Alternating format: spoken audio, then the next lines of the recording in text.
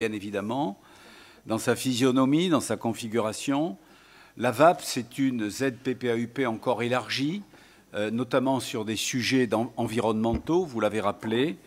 Et je voudrais, moi, remercier tous ceux qui ont travaillé à ce document, et parce que ça a été un travail très très lourd. Je pense à l'architecte conseil, je pense aux services de l'urbanisme, évidemment, qui n'ont pas ménagé leur peine. Je pense aux services également de la communauté de l'agglomération. Et parce que le combat politique n'exclut pas la reconnaissance des mérites, certains ne m'en reconnaissent aucun. Ça me laisse tout à fait indifférent, d'ailleurs, je veux dire. Mais je voudrais saluer Nathalie Motsch parce qu'elle a accompagné de façon intelligente ce travail et que la VAP lui doit beaucoup, et je tenais à le dire.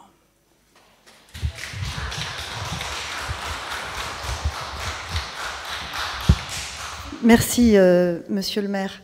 Ça a été un travail très long et je souhaiterais remercier publiquement le service de l'urbanisme de la ville de Biarritz qui a fait un travail remarquable, celui de la communauté d'agglomération Pays Basque qui nous a accompagnés avec bienveillance, naturellement Bernard Wagon, l'architecte urbaniste de la ville de Biarritz, et l'ABF, et Madame Soisic-Le Gorff qui quitte bientôt cette région. C'est un drame parce que c'est une femme d'une très grande qualité.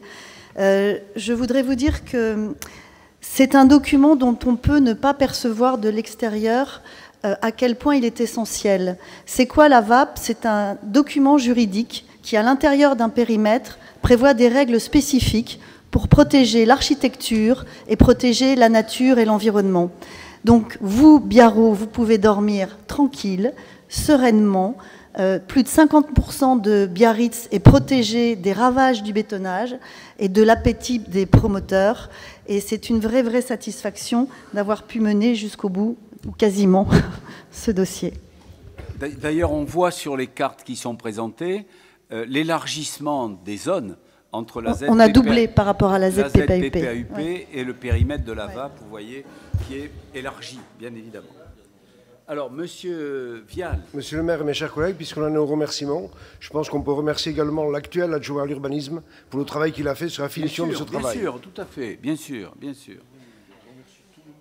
Bon, pardon, Monsieur Boissier. Monsieur le maire, merci.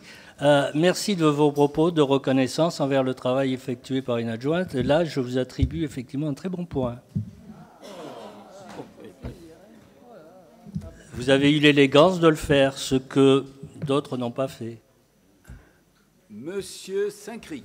Alors, monsieur le maire, mes chers collègues, effectivement, c'est un très beau travail et je le concède volontiers.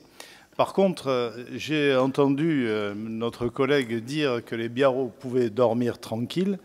Permettez-moi d'en douter un tout petit peu si je me réfère à un épisode qui vient de se produire. Donc, et sur lequel j'ai eu l'occasion de communiquer. Figurez-vous que le 21 janvier dernier, après une visite au service de l'urbanisme, j'écrivais sur Facebook afin d'alerter sur un élément particulièrement grave qui a été accompli, monsieur le maire, je le regrette, par vos services. Le mur de la honte, c'est comme ça que j'ai appelé mon poste. Nous avons pu contempler cette semaine la réalisation d'un singulier ouvrage devant le poste de police municipal. En effet, des travaux ont été accomplis pour créer, avenue Joléry, une nouvelle entrée pour le poste de police. À cet effet, il a été décidé d'agrandir une fenêtre pour la transformer en porte. Et la porte en question qui a été mise en place, c'est une porte en aluminium donc peinte, qui semble assez peu conforme au demeurant avec le bâtiment sur lequel elle a été posée. En raison de la pente de la rue, la hauteur étant insuffisante, il a donc été décidé de décaisser le sol du trottoir pour créer une entrée d'une hauteur suffisante. Ces travaux de décaissement ont créé un emmarchement de près de 50 cm qui était incompatible avec la circulation des piétons. Il a donc été décidé par le maître d'œuvre de procéder à une excavation et d'ériger un mur en parpaing de 1,50 m de hauteur sur le pourtour de l'accès nouvellement créé. Alerté par une personne de mon voisinage en situation de handicap, je me suis intéressé à ces curieux et inélégants travaux, peu conformes avec le bâtiment art déco de notre poste central. Ayant mon cabinet en face, je me suis fait la remarque que je n'avais observé aucun affichage de permis de construire ou de déclaration de travaux. De surcroît, l'ouvrage, attaché à un immeuble, constitue une emprise sur le domaine public dont je n'avais jamais entendu parler en conseil municipal. Ainsi, l'après-midi du 21 janvier 2020, ma collègue Pierrette et moi-même, nous sommes transportés au service de l'urbanisme de la ville où j'ai demandé à consulter le permis de construire modificatif ou la déclaration de travaux qui aurait dû être déposée. Après quelques recherches, les services m'ont fait part de leur embarras, car aucune autorisation d'urbanisme n'a été demandée ni obtenue pour la réalisation de cet horrible mur. Il ne fait pas de doute que l'architecte des Bâtiments de France, particulièrement soucieux de la préservation du patrimoine, n'aurait jamais approuvé une telle horreur.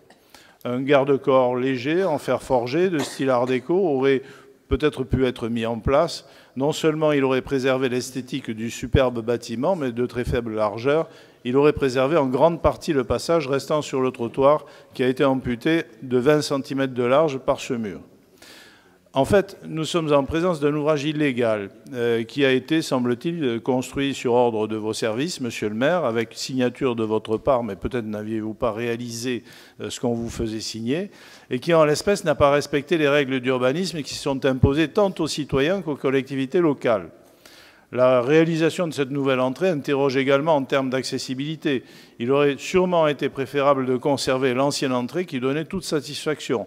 Mais probablement, dans la mesure où la Poste avait décidé de faire une copropriété et de vendre des plateaux supérieurs, je pense qu'il a été imaginé de mettre une sorte de portail qui verrouille l'entrée pour l'ensemble des personnes et que vous avez accepté en tant que titulaire d'un lot de copropriété de déplacer votre entrée pour la mettre sur la rue. Alors, ça pose vraiment de graves problèmes. Je ne vais pas aller jusqu'au bout de tout ce que j'avais préparé parce que tout le monde a beaucoup souffert, c'était tellement long. Donc je vais abréger. En réalité, il y a quand même un véritable souci parce que ce n'est pas n'importe quel ouvrage qui a été, disons, endommagé par ces travaux inconséquents. Donc, l'ouvrage en question, il figure, je me le suis vérifié en regardant dans la ZPPAUP que chaque biarro peut consulter puisqu'elle est en ligne sur Internet, c'est donc l'hôtel des postes de la ville de Biarritz, et ne serait-ce que compte tenu des hachures, du quadrillage rouge dont il est pourvu, on voit très bien qu'il figure dans la première catégorie, patrimoine bâti exceptionnel ou particulier. Je cite la VAP que nous allons valider ce soir. Ces immeubles ou parties d'immeubles présentent un aspect fini par leur composition, soit pour le volume complet, soit par une façade strictement ordonnancée. Nombre d'entre eux offrent un décor exceptionnel par l'agencement des matériaux ou les sculptures qui s'y ajoutent. L'essentiel est composé d'œuvres d'architectes. La protection porte sur l'ensemble des murs extérieurs des toitures avec les différents éléments qui les composent. Ces immeubles participent à l'originalité et la richesse de Biarritz, ce qui suppose le respect de leur identité et la conservation de leur intégrité. Alors, soyons clairs. Nous sommes sur un bâtiment première catégorie qui n'aurait jamais dû être touché. Il ne pouvait pas être touché sans que plusieurs modalités fussent décidées en préalable. Alors déjà, il est évident que vous avez un gros problème parce que vous avez dans une copropriété qui est donc une copropriété privée, puisque l'immeuble de la Poste est une copropriété privée, vous avez amputé une partie du domaine public pour créer un plateau qui a été extrait du trottoir de la rue Joléry. Ce plateau est à peu près de 5 mètres carrés, donc il n'a fait l'objet d'aucun déclassement du domaine public. C'est donc une loi de fait qui a été perpétrée à l'encontre du domaine public biarro.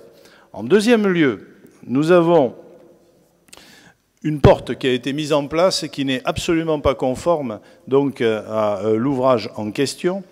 Le tout a été fait sans dépôt d'une demande de permis de construire parce qu'on modifie la façade. On est sur un bâtiment classé première catégorie. Là, à mon avis, c'est uburois, donc on est en pleine science-fiction. N'importe quel particulier se serait amusé à faire ça, je vous le dis gentiment, monsieur le maire, c'est pas mon idée, je ne m'amuserai pas à faire une chose semblable. Mais normalement, des gens qui font des choses pareilles, ils se retrouvent devant un tribunal correctionnel. Donc, et la poursuite se fait à l'initiative du maire de la commune. Et je vous le dis encore gentiment, parce que moi, je vous rassure, je ne le ferai pas. J'imagine bien que ça vous a totalement échappé. Je ne veux pas vous accabler à titre personnel. Donc.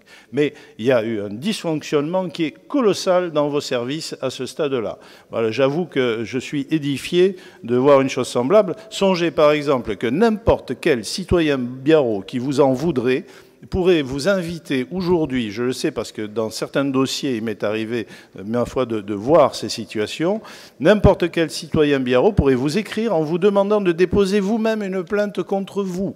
Et si dans le délai de 2 mois, vous ne l'avez pas fait, il pourrait solliciter du tribunal administratif l'autorisation de voir effectivement cette plainte déposée contre vous pour que vous passiez en correctionnel pour ces travaux. Alors, je vous rassure quand même, les ouvrages qui sont construits illégalement, le parquet est plutôt sympa, il donne un délai de régularisation. Alors, j'ai cru comprendre que c'était en voie de régularisation, que vous aviez réagi par rapport à cette histoire et que le mur de la honte qu'on a posé devant chez vous, parce que certains doivent savoir que j'ai été à Berlin dans le temps quand je faisais mon service militaire. Donc, alors sur le mur que vous avez construit, il manque juste M. Honecker en train de faire un gros bisou à Léonid Brejnev.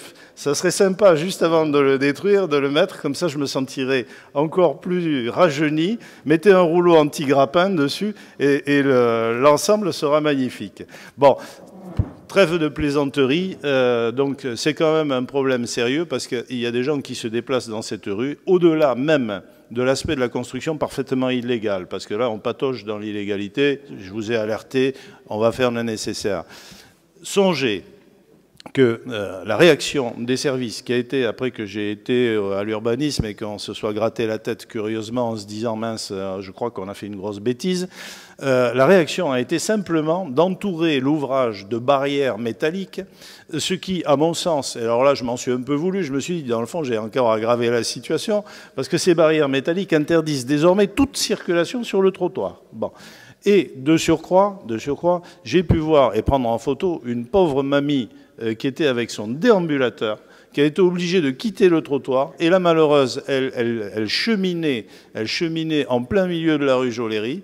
J'étais par chance derrière elle avec ma voiture. Je me suis mis en protection. J'ai empêché tout véhicule donc de risquer de la déranger. Et nous avons patienté avec toute la file de voitures jusqu'à ce que cette pauvre dame arrive enfin au niveau de la poste où on retrouve un trottoir qui lui permettait à son déambulateur de fonctionner. Donc, alors, faire une AVAP, évidemment, il faut en faire une, celle-là elle est très belle, mais faut-il encore appliquer l'AVAP, ma foi, dans sa rigueur, veiller au grain et empêcher que ce type de situation ne se produise, car contrairement à ce que disait ma collègue, malheureusement, le fait d'avoir une AVAP, vous voyez, la preuve, ça ne protège pas de ce genre d'errement. Mais je suis consternée par ce que vous racontez. Il y a eu un avis ABF ? Non, il n'y a eu aucun avis ABF. Ah oui, donc... ouais. Ben non, puisqu'il n'y a pas eu de demande de permis de construire, ni quoi que ce soit, ni de demande d'autorisation de travaux. Je suis désolé, il n'y a rien dans ce dossier. Et ce n'est pas vous qui êtes concernée, madame. Bon, écoutez, oui, il y a eu une erreur de nos services. Voilà, je ne peux pas vous dire le contraire, mais à culpa, hein, il y a eu une erreur des services. Cette erreur des services est en voie de règlement. Et elle est en voie de règlement avec, sous, plus exactement, l'autorité de l'architecte des bâtiments de France.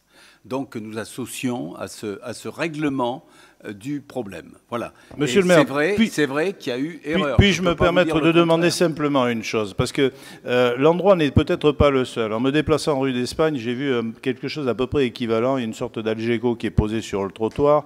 Les piétons ne peuvent pas passer, les gens qui sont en situation de handicap donc ne peuvent pas passer. Quand on met un obstacle, et là je parlais des barrières qui ont été posées pour essayer de donner un semblant de régularité à cette histoire, parce qu'on a mis ensuite, on a accroché un arrêté en disant que l'entreprise Casa des Fils était autorisée à occuper le domaine public, etc. Mais nom d'un chien, il faut quand même prévoir un cheminement pour les piétons. Il n'y a même pas en bas de cette rue une indication selon laquelle ce trottoir va s'arrêter brutalement et que les personnes vont se retrouver obligées de partir. Je pense quand même, là je vous le dis, c'est sans méchanceté, c'est dans l'intérêt de nos citoyens, il faut quand même penser à protéger les gens. On ne peut pas les laisser traverser la rue comme ça, sans protection. J'ai vécu en Allemagne et j'ai pu voir le luxe de protection que les autorités allemandes prennent lorsque des travaux sont accomplis. Je peux vous garantir qu'il y a des palissades en bois, qu'on crée un cheminement piéton qui est protégé par du bois. Très sincèrement, là, je suis désolé, mais c'est pire que dans un pays en voie de développement, ce que j'ai vu. Bon, écoutez, nous allons veiller effectivement à ce que vous dites est très juste. Nous allons veiller à ce que ça ne se reproduise pas. Et je vais réfléchir, chers collègues, à porter plainte contre moi-même. Je vous en demande pas tant. Hein. Bon, merci, chers collègues. On va arranger les choses et vous en informer. Alors, est-ce que sur ce dossier de la VAP, nous devons donc